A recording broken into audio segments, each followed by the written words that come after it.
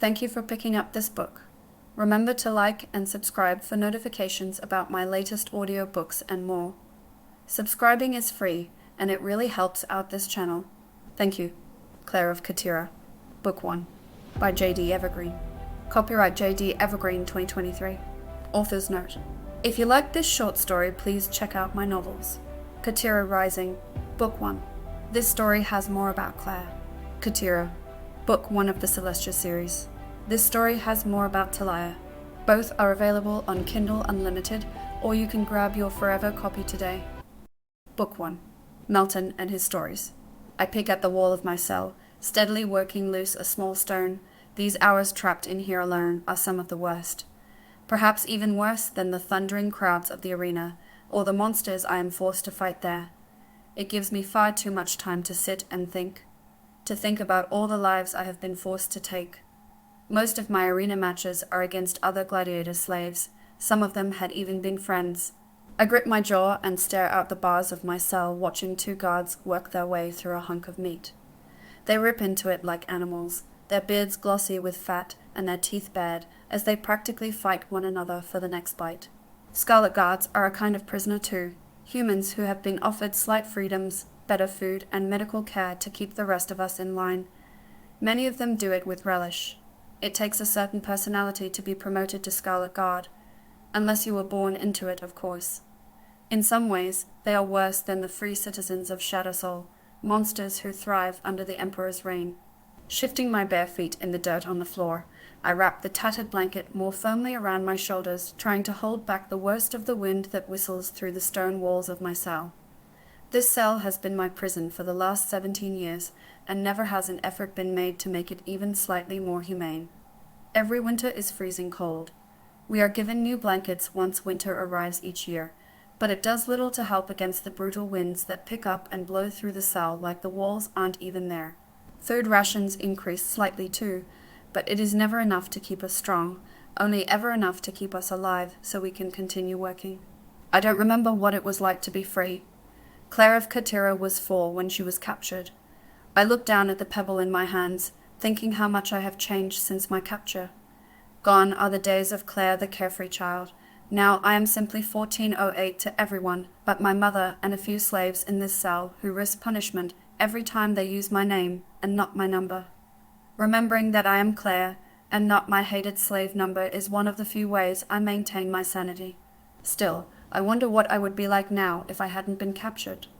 If my life had been allowed to play out as it would have before the self-proclaimed Emperor of Shadowsoul launched a series of attacks on the surface. His sorcery and monster army made it possible for him to capture what I suspect is the entire human race, only to drag them down into his underworld dominion and force us into slavery. I rubbed the brand on my thigh. The bubbled number 1408 and sword marks my enslavement and position as a gladiator slave. I had received this less than a week after arriving here. I try to tug the frayed shorts lower, so it covers more of my leg, but the material rips and I hastily let it go. Sighing, I pull my knees up to my chest and wrap my arms around them, using my pitiful blanket as best I can to keep myself warm. Wind ruffles my hair, and a wave of goosebumps rise along my neck and travel down my arm, like 1,000 beetles scurrying along in their haste to escape the frigid breeze. My next gladiator match is this afternoon, and that means I am not allowed to leave my cell to train, like I normally would while the other slaves who live here work in the mines and infirmary. My mother is a medic. She was on the surface too, renowned far and wide for her ability to nurse almost anyone back to health. Here she is made to treat wounded gladiators almost daily, with basically no equipment or medicine. Many times she has returned to her cell angered by the way someone suffers because of the limited medical supplies allowed to be applied to a slave. There are also days when she comes home completely closed off and sits on her own. Those are the days she lost a life that could have been saved had she been allowed to use the medicine in the locked cabinet, specially reserved for Darkmor's free citizens if they get hurt in the stands of the arena. The medicine is right there in the infirmary, and it cannot be used to save a slave's life. But it can be used on a free citizen's broken leg.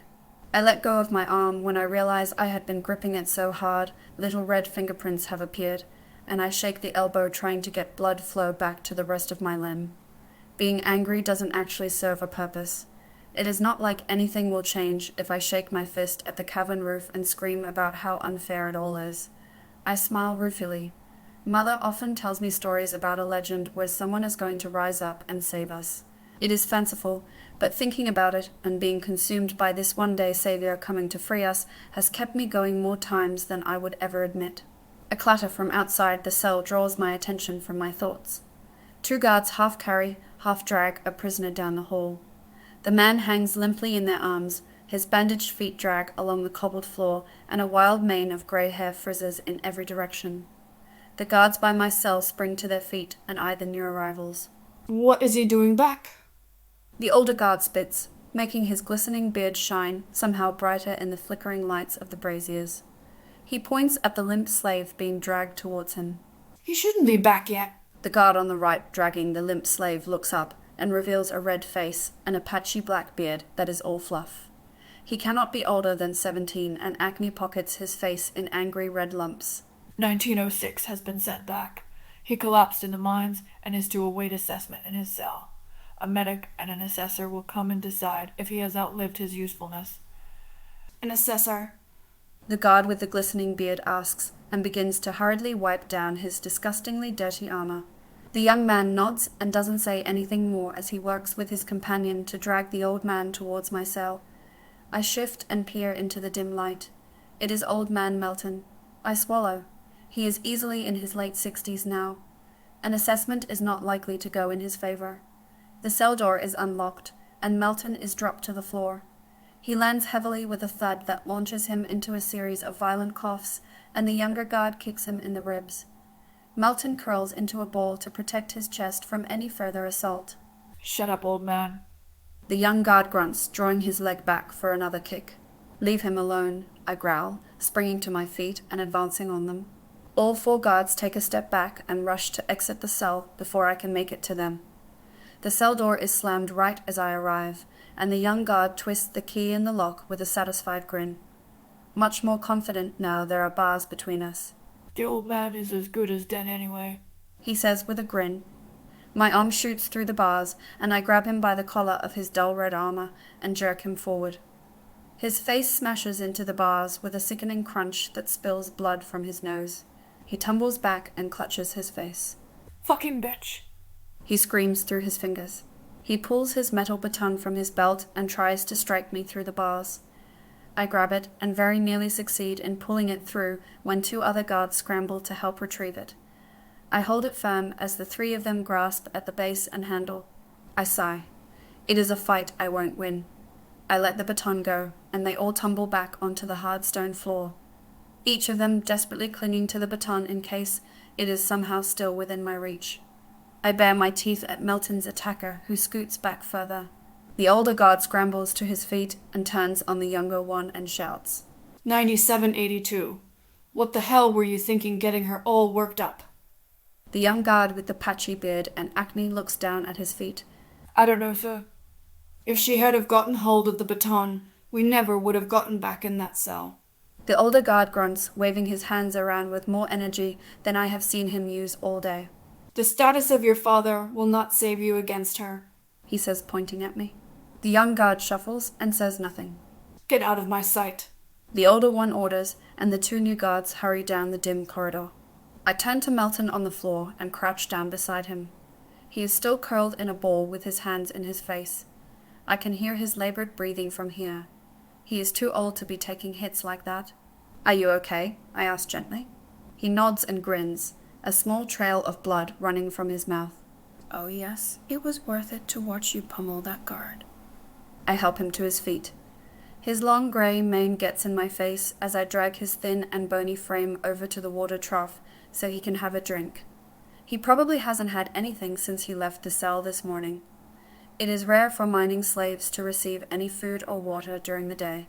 He leans forward with shaking hands and manages to scoop a small amount of water into his cupped hands and has a drink. I watch the dirty hands make a return trip to the trough, and I turn to retrieve a blanket from the floor. As he leans forward, I wrap the thin material around his shoulders and wait patiently for him to finish drinking. Finally, he tries to rise to his feet, his long white shirt dangling to his knees. I can see the dirty and bloodied bandages wrapped around his feet. I grit my teeth. These kinds of injuries could be avoided if the mining slaves were just given shoes. I watch on high alert as he succeeds, but wobbles alarmingly. I take his arm and guide him to one of the walls so he can sit leaning against it. Thank you. He wheezes, gripping my hands with his bony ones. I know you didn't choose to be a gladiator, but you are good at it, and I suspect one day Darkmor will regret forcing you to develop those skills. I smile at him. If only it was our hoofed overlord on the other side of those bars. He lets out a crackling laugh. If only. Promise me, Claire, you will pop him one for me if you ever get the chance. A baton is slammed against the bars. Use her slave number. The guard on the other side warns. I raise an eyebrow.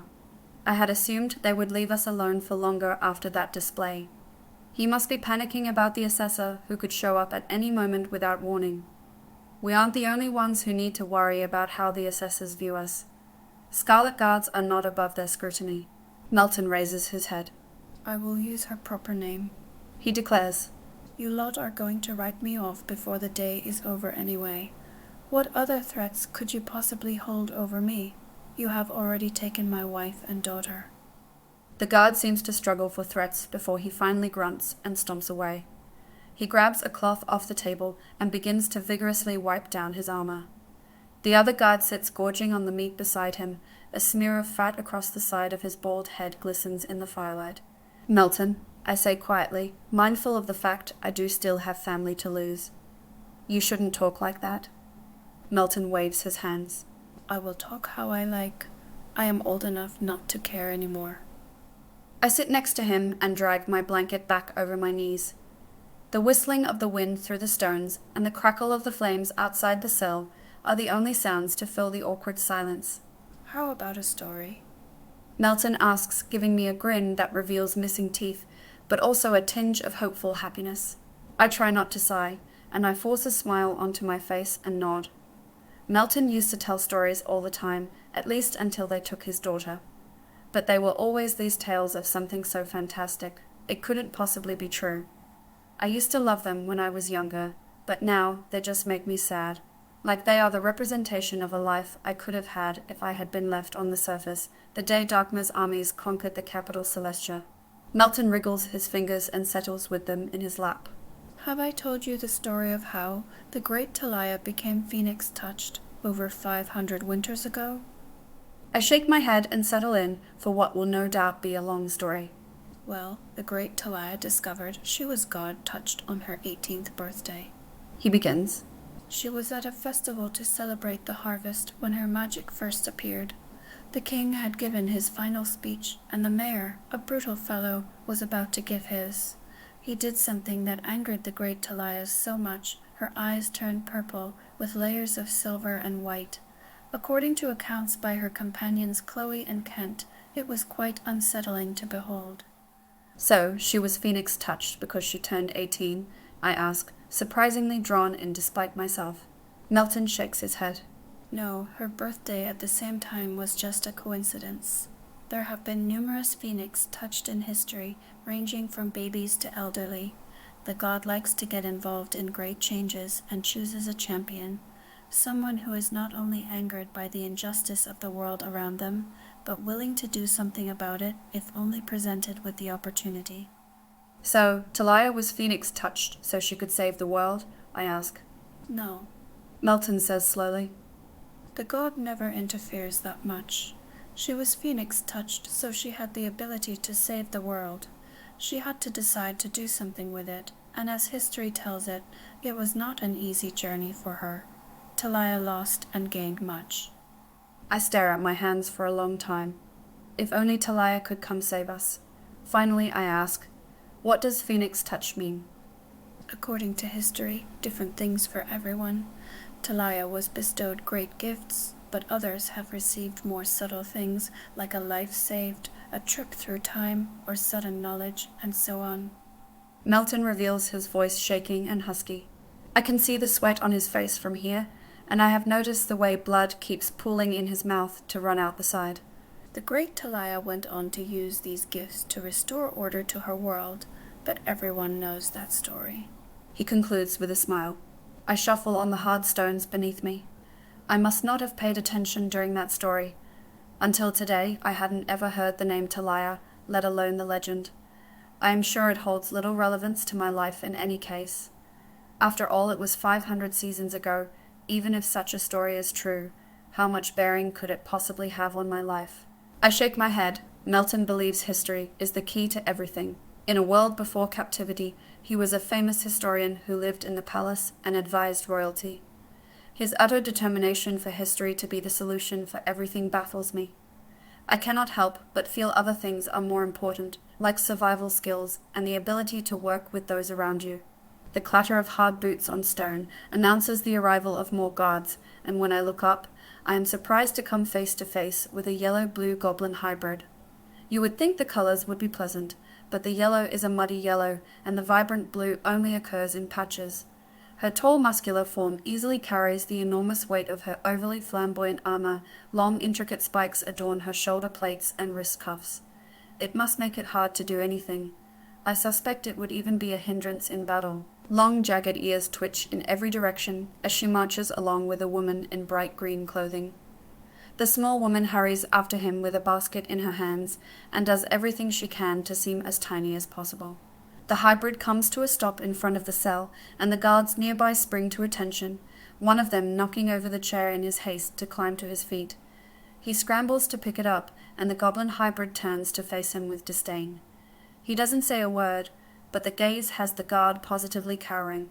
I look over the long snout of the goblin and the too many teeth that stick from it at odd angles. The breeding of goblins and humans has unsavory effects, but the offspring that survive is stronger than any human and smarter than any goblin. The combination is unpleasant in appearance and frightening in concept. A whole army of these beasts loyal to Darkmor would be something to reckon with.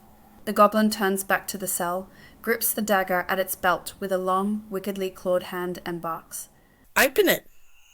The bold, cowering guard basically runs to the gate, jams the key in the lock, and wrenches the gate open.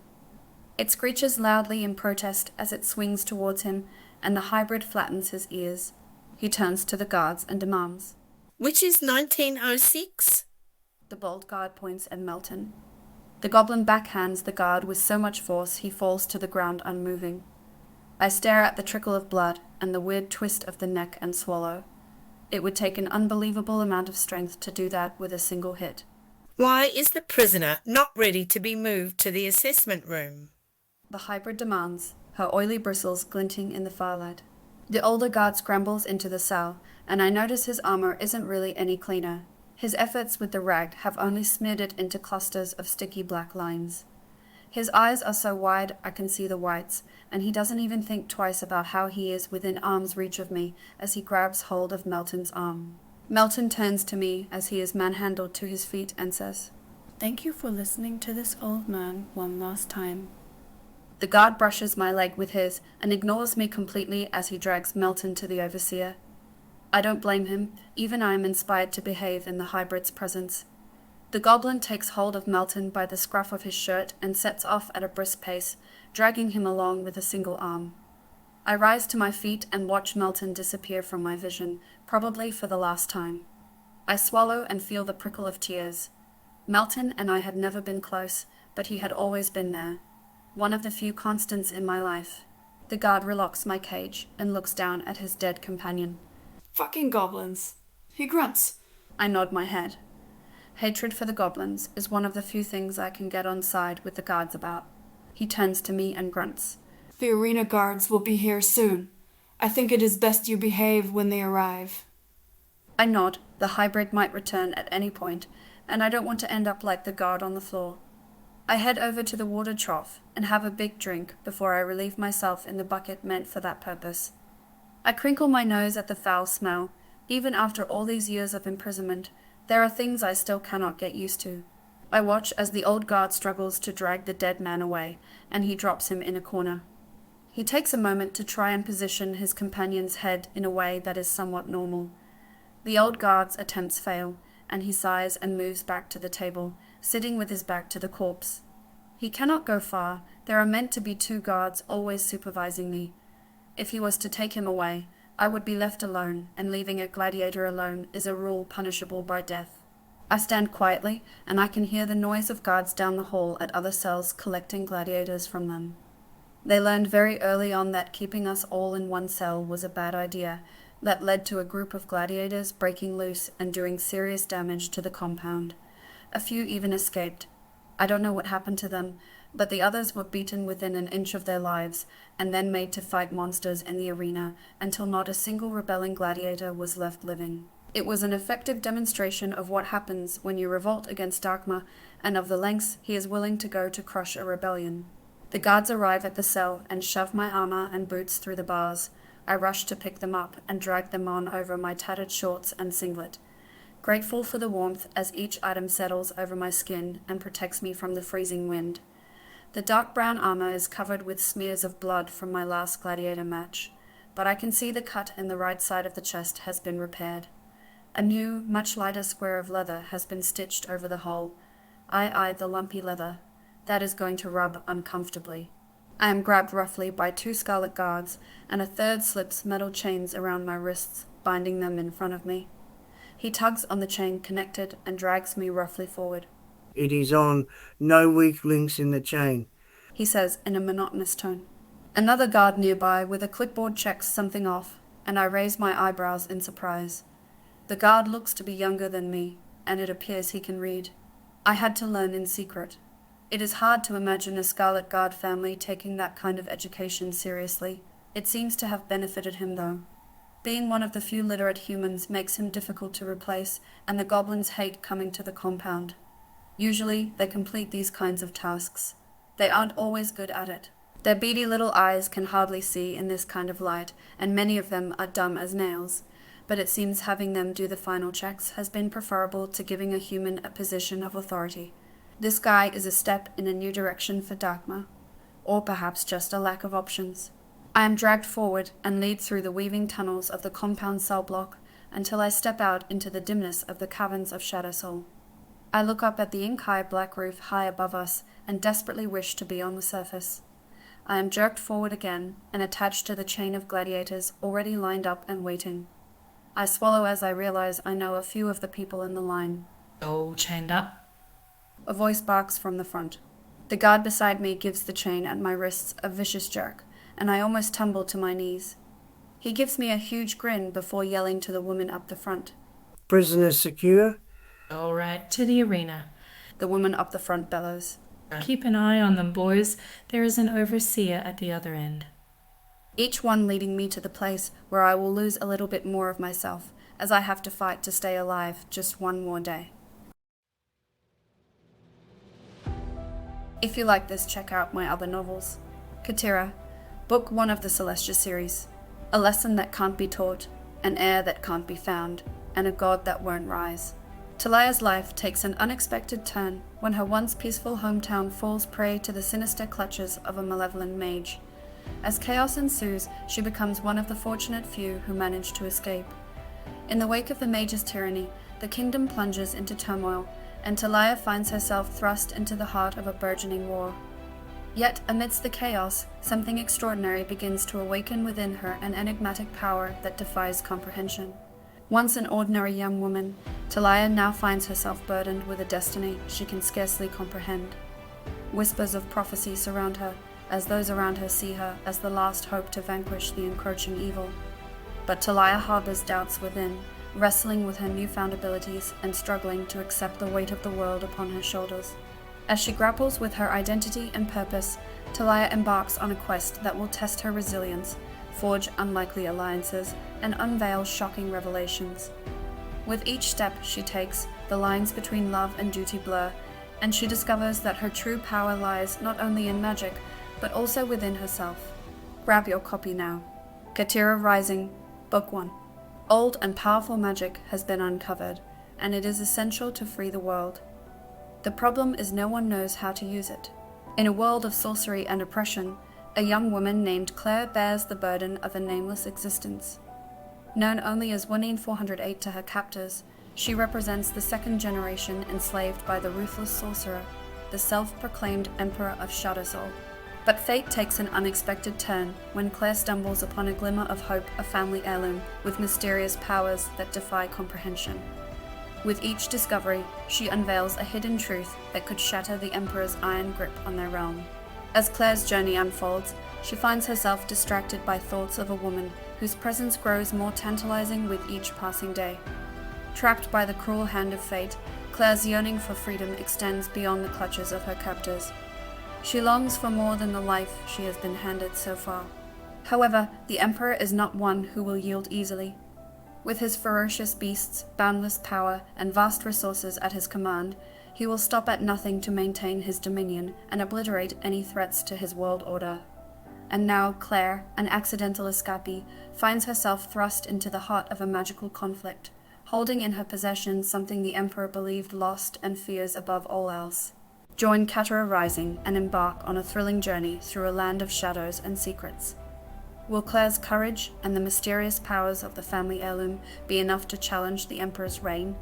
Can love and determination triumph against overwhelming odds? Immerse yourself in this captivating tale of defiance, destiny, and the enduring human spirit. Grab your copy now.